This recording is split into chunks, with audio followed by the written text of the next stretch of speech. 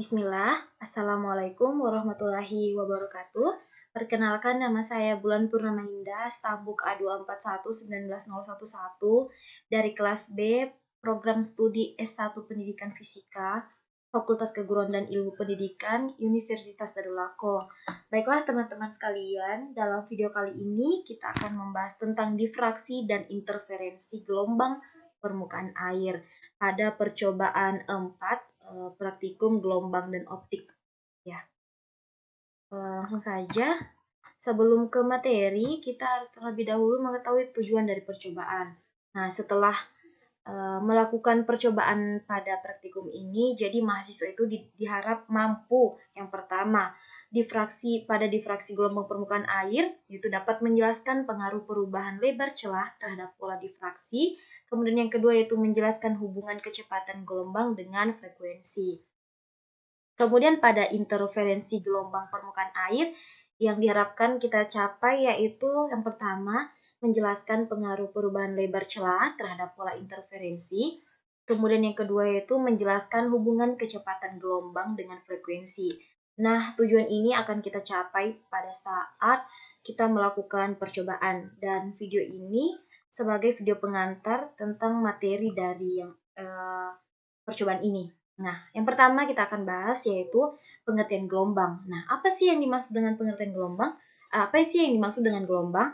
Nah, jadi gelombang itu adalah suatu usikan atau getaran yang merambat pada suatu medium.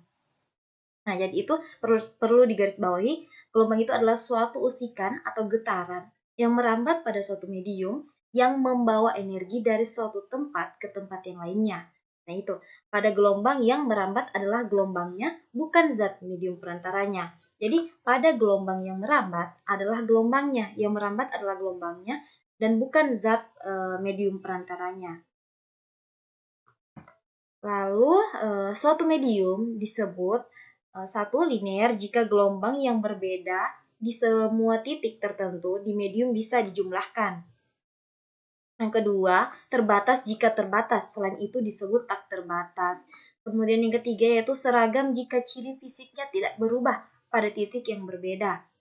Kemudian isotropik jika ciri fisiknya sama pada arah yang berbeda. Kemudian membahas tentang jenis-jenis gelombang. Nah, di sini ada dua yang saya masukkan, yaitu gelombang mekanik dan gelombang transversal. Jadi, gelombang mekanik ialah gelombang yang dalam perambatannya memerlukan suatu medium atau penghantar untuk dapat merambat. Medium gelombang mekanik juga dapat berupa zat padat, zat cair, atau juga gas. Ya, itu. Jadi suara ataupun bunyi ialah salah satu contoh gelombang mekanik yang dapat merambat melalui zat padat, cair atau gas tersebut. Misalnya ialah dari gelombang mekanik adalah gelombang pada tali, gelombang pada gas, dan gelombang di atas permukaan air. Kemudian gelombang transversal. Gelombang transversal ialah gelombang yang arah getar dari tiap titik partikel dalam medium penghantar tegak lurus dengan arah perambatan gelombangnya. Nah, misalnya ialah gelombang cahaya, gelombang permukaan air, serta gelombang pada tali. Untuk melihat arah getar dari gelombang transversal dapat digunakan tali dengan cara sambung ujung tali diikat, sedangkan untuk yang lain dibiarkan bebas. Kemudian kita membahas tentang difraksi dan interferensi. Apa yang dimaksud dengan difraksi? Yaitu, jadi difraksi itu adalah pelenturan. Difraksi adalah pelenturan atau penyebaran gelombang saat melalui celah sempit. Contoh difraksi pada gelombang cahaya adalah terbentuknya rumbai atau garis gelap dan terang pada layar. Contoh difraksi pada gelombang ini adalah saat kita berada di gang sempit dan kita masih bisa mendengar suara mobil atau kendaraan lain. Nah, jadi itu contoh dari difraksi.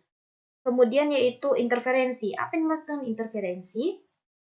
Jadi, interferensi adalah perpaduan antara dua gelombang cahaya. Interferensi bisa diamati dengan jelas jika berkas kedua gelombang bersifat koheren. Yang dimaksud adalah amplitudo dan frekuensinya sama dengan fase tetap. Interferensi dibagi menjadi dua, yaitu interferensi konstruktif menguatkan dan destruktif, yaitu melemahkan. Nah, tuh. Itu membahas tentang difraksi dan interferensi. Ya, itulah materi pada percobaan ini yang dapat saya share kepada teman-teman sekalian. Semoga materi yang ada dalam video ini dapat bermanfaat untuk saya sendiri dan untuk kita semua. Mohon maaf jika atas kelebihan dan kekurangannya. Saya ucapkan banyak terima kasih. Sekian dan terima kasih. Wabillahi taufiq walhidayah. Wassalamualaikum warahmatullahi wabarakatuh.